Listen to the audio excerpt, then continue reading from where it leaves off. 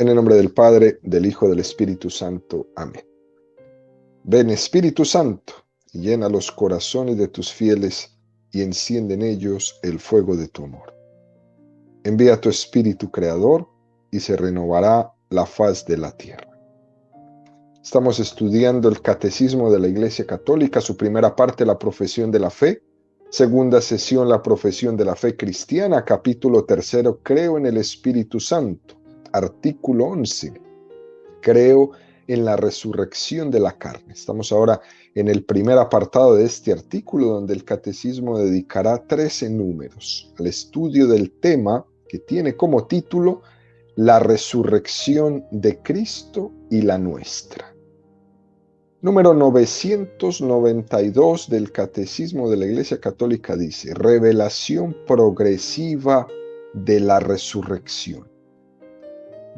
La resurrección de los muertos fue revelada progresivamente por Dios a su pueblo. La espera en la resurrección corporal de los muertos se impuso como una consecuencia intrínseca de la fe en un Dios creador del hombre, todo entero, alma y cuerpo. El creador del cielo y de la tierra es también aquel que mantiene fielmente su alianza con Abraham y su descendencia. En esta doble perspectiva comienza a expresarse la fe en la resurrección. En sus pruebas, los mártires macabeos confiesan: el Rey del mundo, a nosotros que morimos por sus leyes, nos resucitará a una vida eterna. Es preferible morir a manos de los hombres con la esperanza que Dios otorga de ser resucitados de nuevo por Él. Número precioso que nos presenta el Catecismo en esta mañana, ¿no?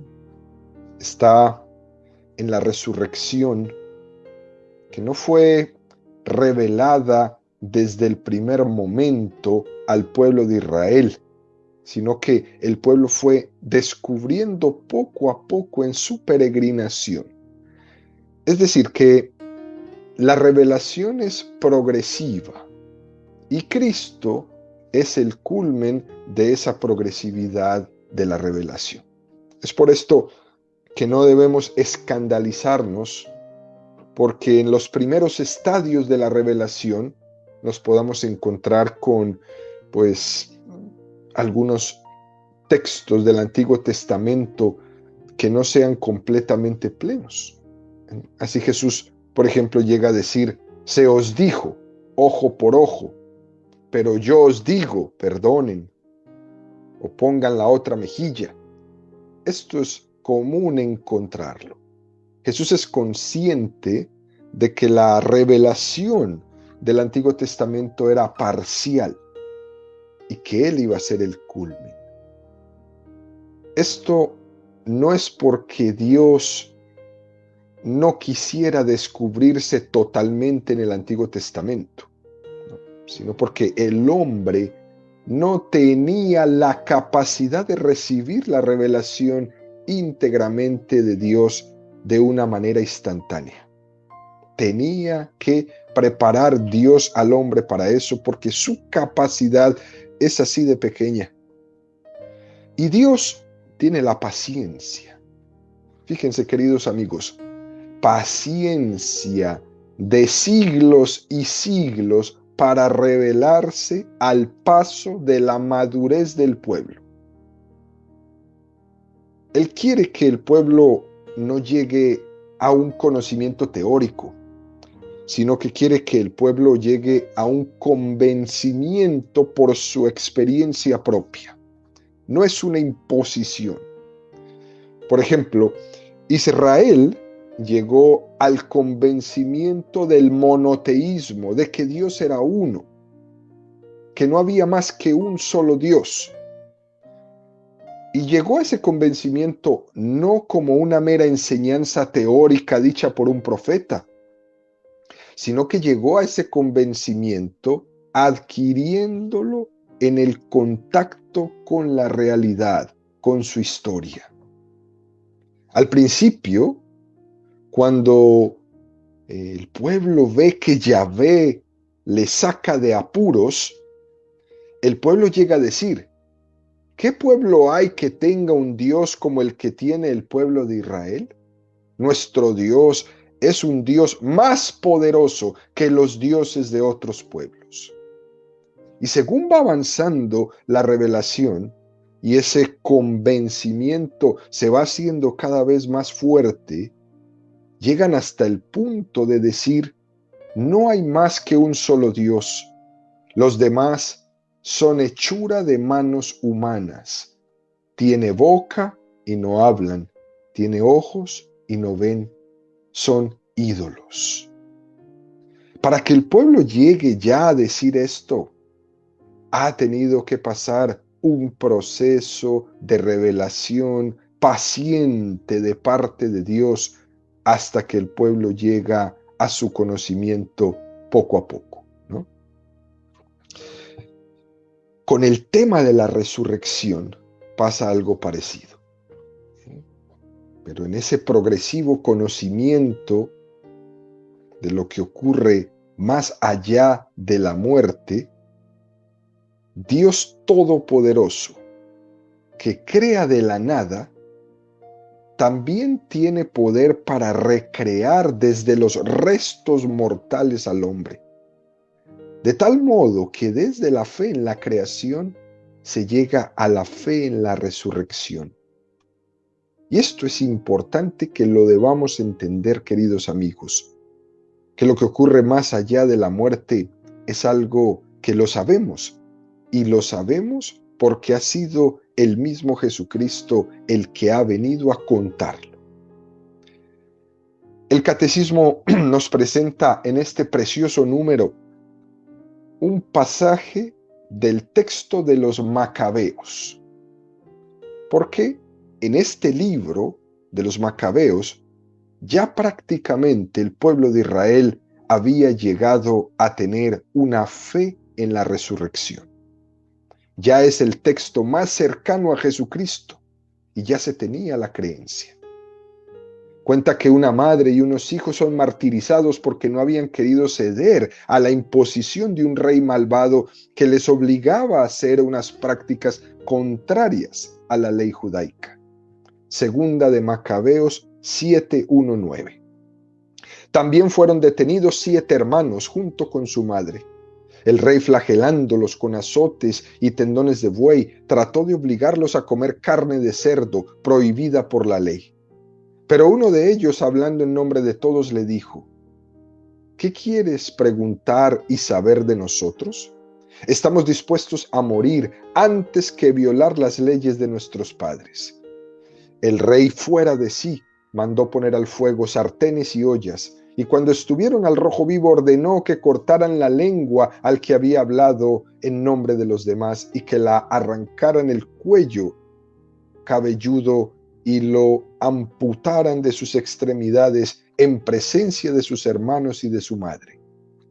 Cuando quedó totalmente mutilado, aunque aún estaba con vida, mandó que lo acercaran al fuego y lo arrojaran al sartén.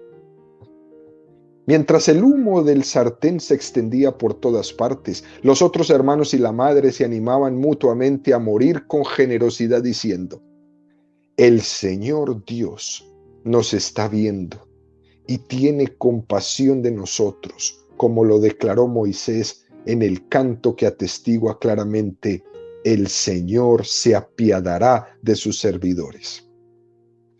Una vez que el primero murió de esta manera, llevaron al suplicio el segundo. Después de arrancarle el cuero cabelludo, le preguntaron: ¿vas a comer carne de cerdo antes que sean torturados todos los miembros de tu cuerpo? Pero él respondió con su lengua materna, exclamó: no. Por eso también él sufrió la misma tortura que el primero. Y cuando estaba por dar el último suspiro, dijo: tú, malvado, nos privas de la vida presente, pero el Rey del universo nos resucitará a una vida eterna, ya que nosotros morimos por las leyes. Es un texto impresionante este de Macabeos, donde la fe en la resurrección les hace capaces de afrontar incluso el martirio más cruel que uno pueda escuchar. Que a alguien le quiten el cuero cabelludo, que lo partan en pedacitos, que le corten la lengua, que lo tiren a un sartén ardiendo. Eso sí que es una muerte cruel. Fíjese, y luego continúa segunda de Macabeos 7:14, cuando dice, y cuando ya estaba próximo a su fin, dijo, es preferible morir a manos de los hombres, con la esperanza puesta en Dios, de ser resucitados por Él. Tú, en cambio, no resucitarás para la vida. No solo está afirmando una resurrección para la vida, también se habla de una resurrección para la muerte eterna. Es decir, que todos serán resucitados en el momento de la resurrección final cuando venga Jesucristo, pero unos resucitarán para la vida eterna con su cuerpo y su alma, y otros resucitarán para el infierno. Resucitarán para la muerte eterna, porque al infierno también se va a ir resucitados, pero al lugar del llanto, de la desolación, del rechinar de dientes. Y estarán ahí por toda la eternidad. Segunda Macabeos 7, 20, 23.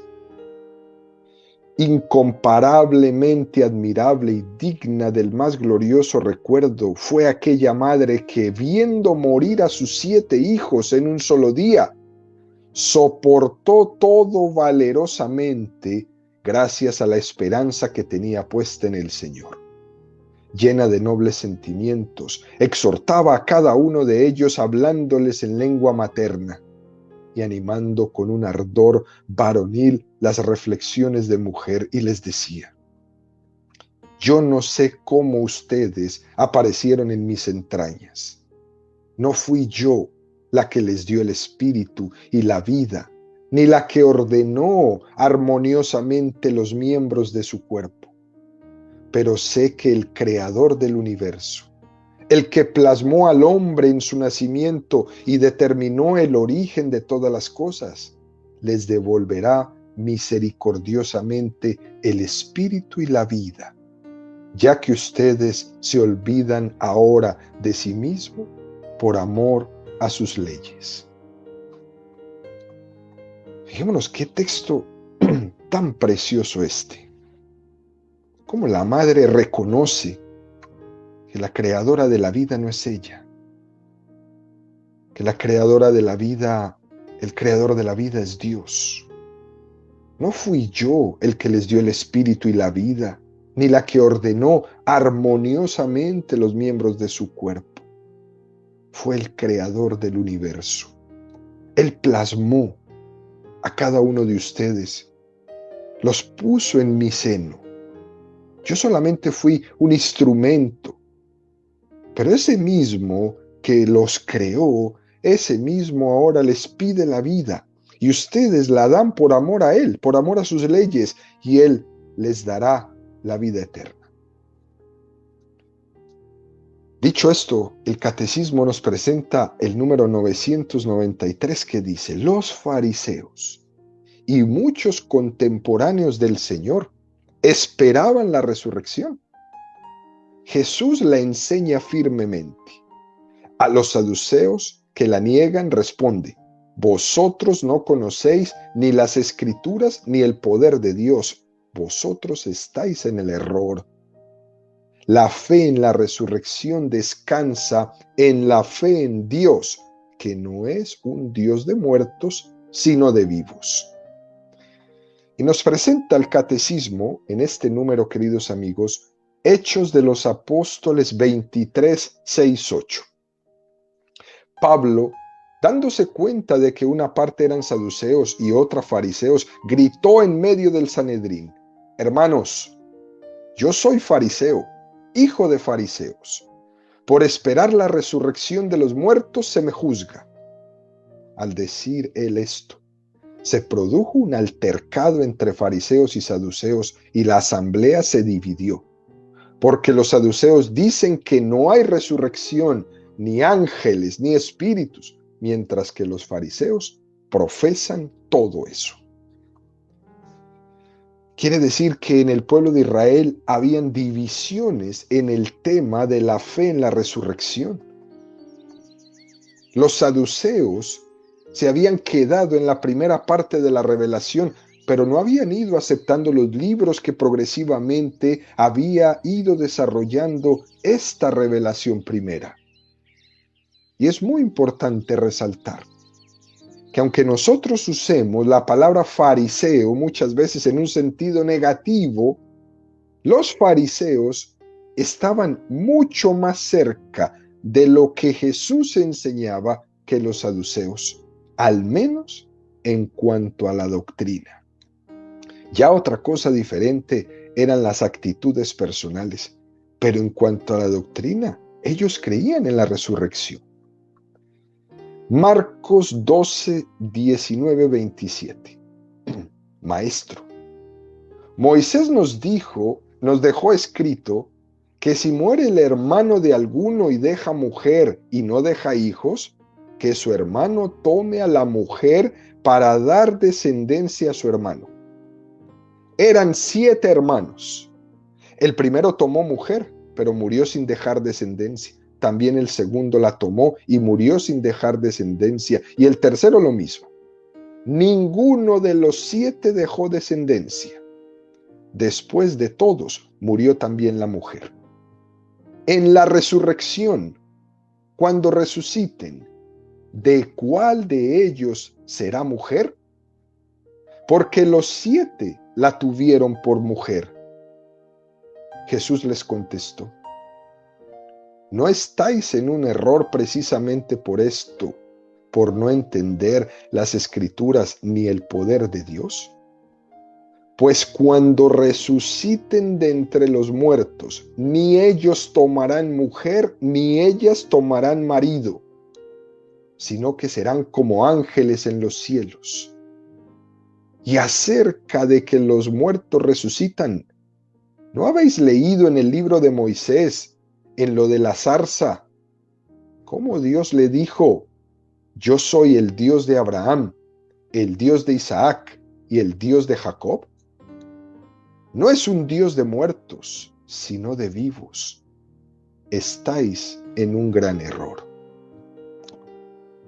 Un texto precioso que nos presenta el Catecismo del Evangelio de Marcos. Al final de todo, el caso es que el resto de Israel, donde pertenecía la Santísima Virgen María, se había en ese resto de Israel poco a poco consolidando la fe en la resurrección. Fíjese cómo también con los amigos de Jesús, Marta, María y Lázaro, ellos creían en la resurrección. Juan 11, 20, 28. Cuando Marta supo que había venido Jesús, le salió al encuentro, mientras María permanecía en casa. Dijo Marta a Jesús: Señor, si hubieras estado aquí, no habría muerto mi hermano. Pero aún ahora yo sé que cuanto pidas a Dios, Dios te lo concederá. Le dice Jesús: tu hermano resucitará. Le respondió Marta: ya sé que resucitará en la resurrección del último día. Jesús le respondió: yo soy la resurrección. El que cree en mí, aunque muera, vivirá, y todo el que vive y cree en mí no morirá jamás. ¿Crees esto? Le dice ella: sí, yo creo que tú eres el Cristo, el Hijo de Dios, el que iba a venir al mundo. Dicho esto, fue a llamar a su hermana María y le dijo al oído: el Maestro está ahí y te llama. Uno de los argumentos principales, queridos amigos, de la fe en la resurrección es que la fe en un Dios es una fe en un Dios de vivos, no de muertos, un Dios de vivos. Y dicho esto, el catecismo nos presenta el número 994 que dice, pero hay más. Jesús liga la fe en la resurrección a la fe en su propia persona. Yo soy la resurrección y la vida. Es el mismo Jesús el que resucitará en el último día a quienes hayan creído en él, hayan comido su cuerpo y bebido su sangre. En su vida pública ofrece ya un signo y una prenda de la resurrección, devolviendo la vida a algunos muertos, anunciando así su propia resurrección, que no obstante será de otro orden. De este acontecimiento único, él habla como del signo de Jonás, del signo del templo. Anuncia su resurrección al tercer día después de su muerte. Número complementario, número precioso este. Fijémonos que con Jesucristo no es que se afirme solamente la resurrección, sino que se liga la resurrección al mismo Jesucristo. Yo lo resucitaré. No es que le van a resucitar o alguien les va a resucitar, no. Yo te resucitaré. Esta es la afirmación que le hace Jesús a Marta cuando la resurrección de Lázaro. Juan 11, 24, 26. Le respondió Marta, ya sé que resucitará en la resurrección el último día. Jesús le respondió, yo soy la resurrección. El que cree en mí, aunque muera, vivirá, y todo el que vive y cree en mí, no morirá jamás. Jesús lo que le pide a Marta es que dé un paso más. Marta creía en la resurrección al final de los tiempos y Jesús le pide un paso más. Juan 5, 24, 25. En verdad os digo, el que escucha mi palabra y cree en el que me ha enviado, tiene vida eterna y no incurre en juicio, sino que ha pasado de la muerte a la vida. En verdad os digo, llega la hora, ya estamos en ella, en que los muertos oirán la voz del Hijo de Dios y los que la oigan vivirán. Juan 6, 39, 40. Y esta es la voluntad del que me ha enviado, que no pierda nada de lo que él me ha dado, sino que lo resucite el último día. Porque esta es la voluntad de mi Padre, que todo el que vea al Hijo y crea en él tenga vida eterna y que yo le resucite el último día. Precioso, ¿no? Y también se liga la resurrección a la recepción de la Eucaristía. Juan 6, 53, 54. Jesús dijo, en verdad os digo, si no coméis la carne del Hijo del Hombre y no bebéis su sangre, no tenéis vida en vosotros. El que coma mi carne y bebe mi sangre, tiene vida eterna, y yo le resucitaré el último día. Resurrección, Eucaristía, juntos, de la mano, para siempre. Recibir la Eucaristía es como recibir la prenda de la resurrección. Cada vez que comulgamos, estamos comulgando la carne de Cristo resucitado, es decir, estamos anticipando la resurrección. Esto es importantísimo porque la resurrección se identifica con la persona de Jesucristo y con la fe en Él. Esto es muy bello, queridos amigos, que cuando nos acercamos a la Eucaristía los domingos o cualquier día en que vayamos a celebrar la misa, nos acercamos a comulgar y estamos prácticamente anticipando la resurrección. Fijémonos cómo continúa este número del catecismo diciendo: en su vida pública, Jesús ofrece ya un signo y una prenda de la resurrección, devolviendo la vida a algunos muertos, anunciando así su propia resurrección, que no obstante será de otro orden. Quiere decir que hay una diferencia entre estos milagros que Jesús hace de resucitar a algunas personas y la propia resurrección de Jesucristo. ¿Y cuál es la diferencia? Ellos son resucitados para la vida temporal, pero la resurrección de Jesús es para la vida eterna. Todos los que Jesús resucitó en su vida volvieron a morir. Los resucitó para la vida temporal. Los resucitó para que nos diéramos cuenta de que Él tenía el poder. Pero volvieron a morir. ¿Y volvieron a morir para qué?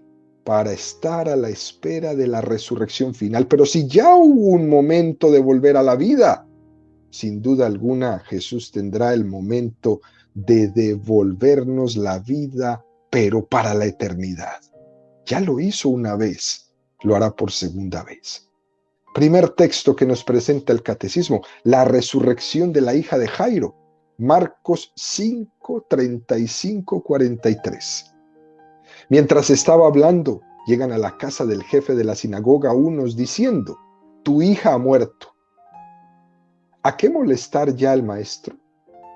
Jesús, que oyó lo que habían dicho, dice al jefe de la sinagoga: no temas, solamente ten fe. Y no permitió que nadie le acompañara, a no ser Pedro, Santiago y Juan, el hermano de Santiago. Llegan a la casa del jefe de la sinagoga y observa el alboroto, unos que lloraban, otros que daban grandes alaridos. Entra y les dijo: ¿por qué estáis alborotados y lloráis? La niña no ha muerto, está dormida. Y se burlaban de él. Pero él, después de echar fuera a todos, tomó consigo al padre de la niña y a la madre y a los suyos, y entra donde estaba la niña. Y tomando la mano de la niña le dice: Talita cum. Muchacha, a ti te digo, levántate. La muchacha se levantó al instante y se puso a andar, pues tenía 12 años. Quedaron fuera de sí, llenos de estupor, y les insistió mucho en que nadie lo supiera, y les dijo que le dieran a ella de comer. Esta palabra que Jesús dijo, Talita cum, ha tenido tal fortaleza, tal fuerza, que en los primeros tiempos, por esta devoción a este texto de la resurrección de la hija de Jairo, los cristianos llamaban dormitorio al cementerio. La palabra cementerio, dormitorio, viene del griego koemeterion, que significa dormitorio. Los griegos paganos llamaban cementerio a la necrópolis, y la necrópolis significaba ciudad de los muertos. Pero fueron los griegos cristianos, los primeros convertidos al cristianismo, que cambiaron esa palabra y en vez de decirle necrópolis, ciudad de los muertos, la llamaron koemeterion, dormitorio. Jesús le dice: esta niña no ha muerto, duerme. Para nosotros, los católicos, la muerte es dormir. Dormir a la espera. Todo aquel que duerme espera despertar. Y nosotros velamos el sueño de los muertos. Nosotros velamos el descanso de quienes están durmiendo, esperando la resurrección. Por eso esa preciosa ley que tiene la Iglesia de dar santa sepultura a los muertos, porque en esa santa sepultura estamos velando el sueño de esos que duermen esperando la resurrección. Esto es hermosísimo. nosotros velamos, nosotros cuidamos el sueño de los que están durmiendo.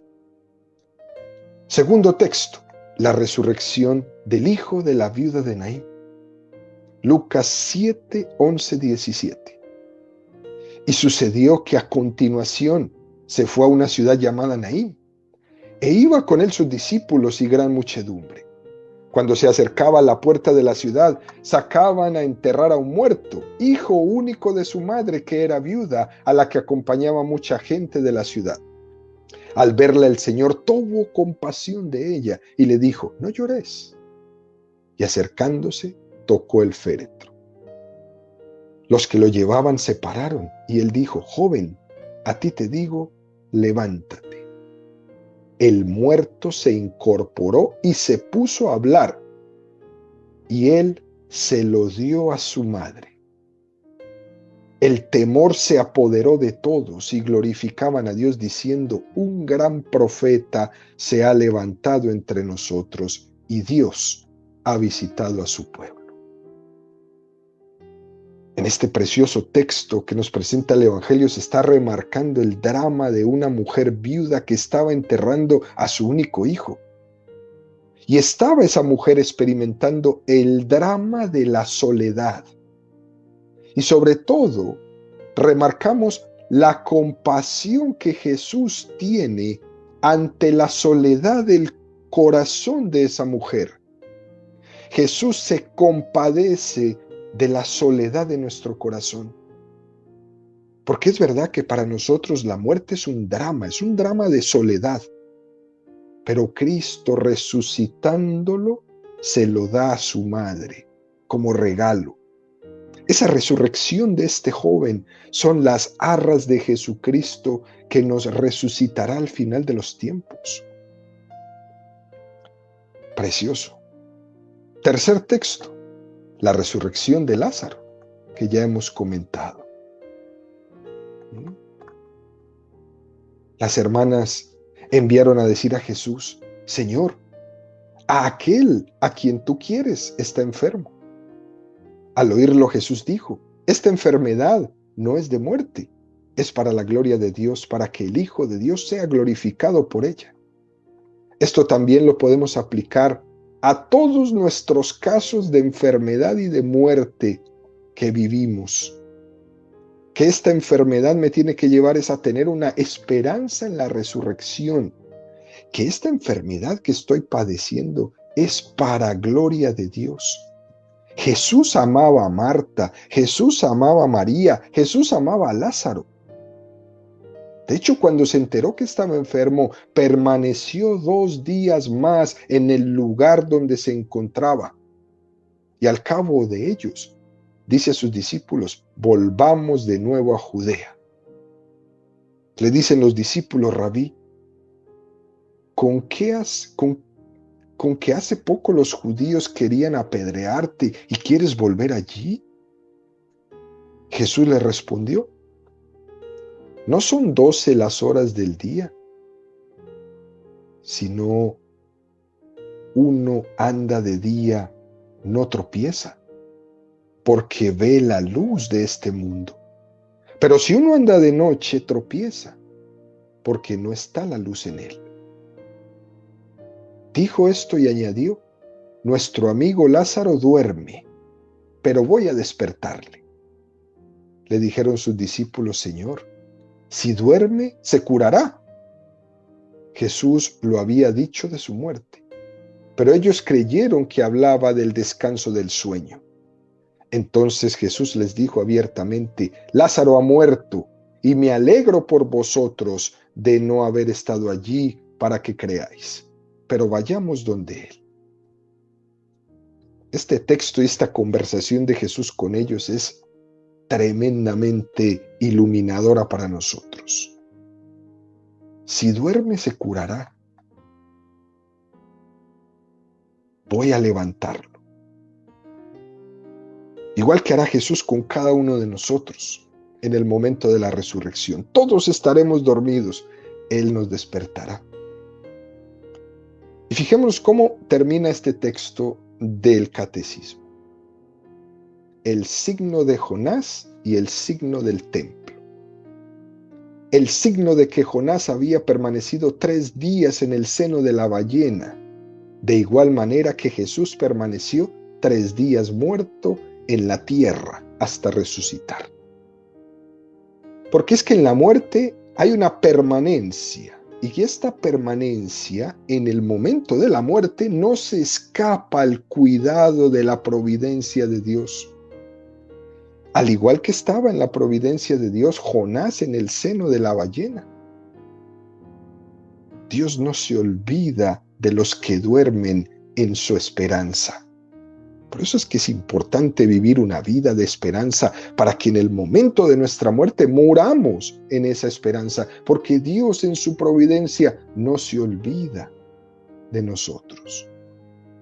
Y el otro signo que pone Jesús: destruid este templo y yo en 3 días lo reedificaré. Se describe a la muerte como la que tiene la capacidad de destruir el santuario en el que ha habitado Dios. Y la resurrección es la reconstrucción de ese santuario y que en él habita Dios. Si la destrucción del templo es equiparada a la muerte, la reconstrucción del templo es equiparada a la resurrección. Así pues, queridos amigos, nos acercamos en nuestra vida a una vida vivida en la esperanza de los que duermen, esperando que el Señor nos despierte.